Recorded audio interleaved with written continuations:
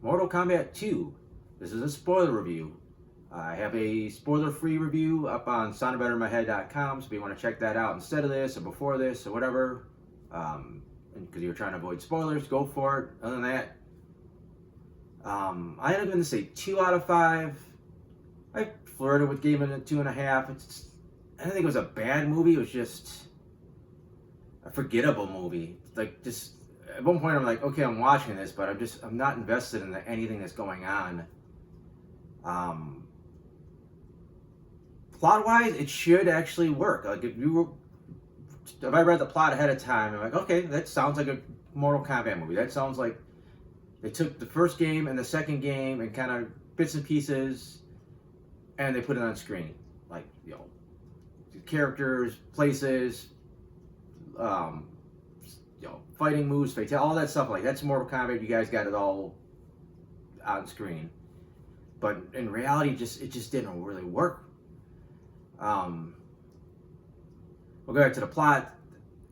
Again, it's basically a cross between Mortal Kombat 1 and 2, and it's also following the last Mortal Kombat film. The tournament starts. And by the way, it's a nitpick of not only the movie, but the games. The tournament never made sense. The tournament, you fight someone, and then you fight the winner of another bracket, and so on until the last two guys fight, and there's a champion. Mortal Kombat, especially the first game, like, it was a gauntlet. Like, you had to fight every single character in a row, and then you fought the champion. And the movies are even more vague. It's like, yeah, well, there's no brackets. You just fight your opponent, and like, it doesn't even make sense. Like, okay, it's 5-on-5, and in the end it was like there was like 2 outworlders left, and they just kind of randomly killed the other ones. Like, and not even so much a combat situation. It's just like any other fight. It's like this whole thing never made sense, and it's like made even less sense. I think it's seen in the movie, but that's kind of a sidetrack there on my part. But again, they have the tournament, and they said part of the tournament didn't make sense. And it felt like the story mode of the current Mortal Kombat games, because it's not just about the tournaments. Like, you got these side fights and all this other stuff, which I kind of sound like I was bitching about them a minute ago. But regardless of the tournaments, they don't make sense. But here, it works. Again, it's like I feel like I was watching the Mortal Kombat story, but the stories are never that great. They're repetitive, and you get some skin in the game because you're controlling, like, the fighters, and you're involved in the fight, and you're progressing the story. In the movie, you're just kind of watching. Another reason that falls flat is the characters are just, I don't care about most of them. There was a problem with that in the first Mortal Kombat movie. Jax was cool, and Kano was hilarious. And coming into the new movie, they're all back, and I got the same opinion on them. Because everyone else is flat. Like, Shang Tsung's like a major bad guy in the game. And if you watch the very first Mortal Kombat movie from the 90s, like, he's like a mustache twirling kind of villain. Here, he's just nothing. He's just, like, forgettable. And, Shao Kahn's a little big, so he's intimidating, but I don't know. He just doesn't sound that intimidating. It just sounds like some dorky guy kind of with a mask on. But again, going back to the characters, at least Johnny Cage has got some personality. Yeah, he's just kind of one note. He's just cranky all the time, but he gets all the best one-liners, and he's kind of like the movie's a little silly, a little campy. It's kind of got that most recent, like, Dungeons and Dragons movie vibe, where you see the trailers for the upcoming He-Man movie, where it's kind of silly, and they're kind of embracing it. And I think when you got a character that's looking at it and be like, oh, this is kind of stupid, it's hanging the lampshade on, and that's kind of helped tone it down, not tone it down, but makes it more a little palatable. And again, they said they bring Kano back later in the movie, and he's also got the next batch of, like, best one-liners.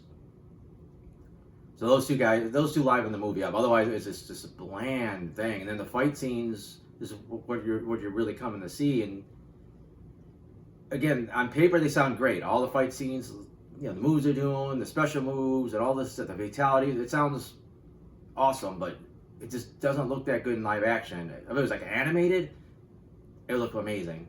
Obviously in the video game it looked really cool, but in live action, most of the backgrounds look fake. It looks like the CG, or maybe they're using the stagecraft wall or something. They just never look like they're in a real place a lot of the time. Not every time, but like some of the stage fatalities, like the pit and some of the other spots, they just don't something doesn't look real about them. Like the little city squares where they fight, they look real, but they look fake.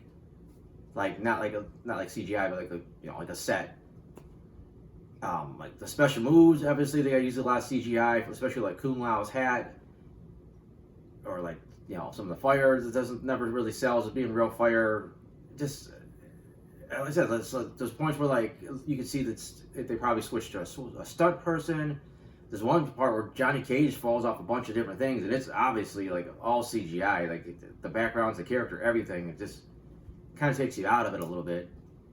Like the best fight scene is probably Kung Lao versus Liu Kang, and there's a lot of cool stuff going on. But again, it's just there's a CGI hat flying around, and CGI fire, and lots of teleporting. The background looks CG, and it just didn't feel like I was watching anything like happening for real. Even though those two guys actually like throwing punches at each other.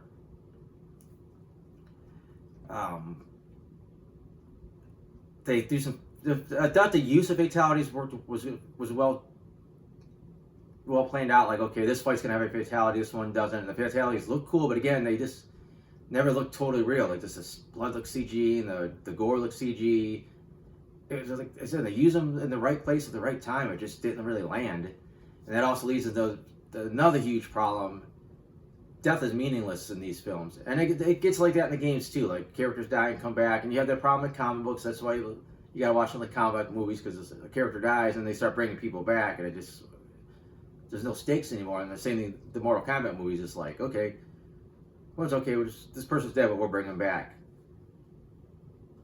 They brought Kano back to life, and it was no big deal. They brought Kung Lao back to life, and he was evil now, but it was just basically told that they made him evil. It wasn't like just because you come back you're evil. Obviously, Scorpion died in the first movie, Sub-Zero died in the first movie, and they're back. Scorpion's character was killed at the very beginning of the first movie, and he came back later in the movie as Scorpion, so he's still kicking around in hell. And now Sub-Zero's Noob Sabat. Again, it's from the game, but it's just like, okay, people, you die, you'll be back. Matter of fact, the big ending of this movie is like, hey, we got Quan Chi, we're gonna bring our friends back. Like, okay, whatever. And then they'll probably bring the bad guys back, and the whole thing will start all over again. I'll come back to her in a bit. I also want to. Baraka's a little corny. I mean, he looks fine, but he's corny. But he's entertaining, and Jade's fine too. Like, I think they do. Jade's an interesting character. They don't get too into her story or nothing, but she's interesting enough. Problem with Jade is, or not Jade, but Katana. The story starts off like, okay, this is Katana's story. We see her origin. This is her story. Then it's like, no, actually, it's Johnny Cage's story. Then it's kind of like, well, Johnny's just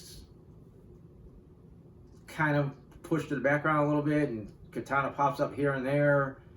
And then Cole was like the main character of the last movie. He's just kind of there, like, hey, yeah, remember me? I was in the last movie. I'm still here. I mean, yeah, they give him the moment where he should have killed Kung Lao, and he didn't because Kung Lao got immortality. But he just no impact whatsoever. I mean, that's happens a lot in sequels. It's like an important character, and then they don't show up in the next one or whatever. But still, you invested all that time in his arc, and it just kind of ends pretty unceremoniously here. But as we get to the end of this movie, it's like they're fighting to make it, is it Johnny Cage's like story, or is it Katana's? And they're trying to do both, but they both got sidelined for so long in the middle. Like, I just didn't really care anymore. And everything seems like preordained. Like, yeah, Johnny's gonna get up and he's gonna save the day. Yeah, Katana's gonna get up and save the day, because that's just the way this movie's going. So it's just you're just checking your watch pretty much and just waiting for it to happen so the movie can wrap up. And I don't think there's too much else I want to say. That's the gist of it. Again, they said they took what a Mortal Kombat movie probably should be, and they translated it pretty well, but I don't think it works as a movie. They just got to be some give and take. Something needed to change. I can't tell you specifically what needed to be changed. It was a lot of stuff, but it just didn't quite work for me. But like I said, I have the spoiler-free version of this review up. I have some other movie reviews. I got some TV show reviews. I got a comic strip that I do, and all that stuff's over at soundedbettermyhead.com. So if you want to check any of that stuff out, that's awesome. And thanks for watching.